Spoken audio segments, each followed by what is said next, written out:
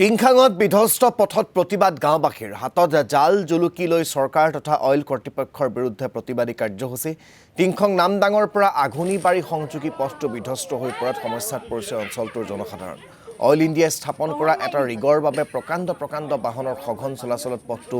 বিধ্বস্ত হৈ পৰাৰ অভিযোগ গাঁওবাসীৰ এই ক্ষেত্ৰত বহুবাৰ আবেদন জনায়ো অইল কৰ্তৃপক্ষ তথা চৰকাৰৰ পৰা কোনো সঁহাৰি লাভ নকৰাত প্ৰতিবাদী কাৰ্যসূচী গ্ৰহণ স্থানীয় ৰাইজৰ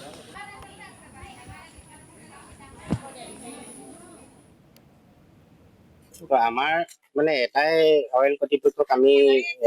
ক'ব বিচাৰিছো যে যিহেতু তেখেতলোকে অইল কিমান দিন চলিব অইলৰ যদি মানে কাম শেষ হয় তেতিয়াহ'লে এই অইলটো আমাৰ এনেকেই যোৱাজীৰ্ণ অৱস্থাত পৰি থাকিব আজি আমি ওলাব নোৱাৰা হ'লো ৰাস্তাটো বেপাৰ বাণিজ্য কৰা আদি কৰি মানে ৰাস্তাত আমি খোজ কাঢ়িব নোৱাৰা হ'লো এই ৰাস্তাটোত তেতিয়াহ'লে অইল কৰ্তৃপক্ষই সিহঁতিতো চাৰিচকীয়া বাহনলৈ নিজৰ আৰামত গুচি যায় আমি স্কুললৈ ল'ৰা ছোৱালী অহা যোৱাৰ ক্ষেত্ৰত ইমান প্ৰব্লেম হৈছে আজি ল'ৰা ইয়াত পৰিছে বেপাৰ বাণিজ্য কৰা কিন্তু গাঁও ওলোৱা সোমোৱা মানুহখিনিতো বেমাৰীলৈকে মানে কিন্তু বহুত হাৰাশাস্তি হৈছে এইটো কাৰণে মানে কি হ'ল আমি যেতিয়ালৈকে অইল কৰ্তৃপক্ষই ৰাস্তাটো আমাক সুন্দৰভাৱে যেতিয়ালৈকে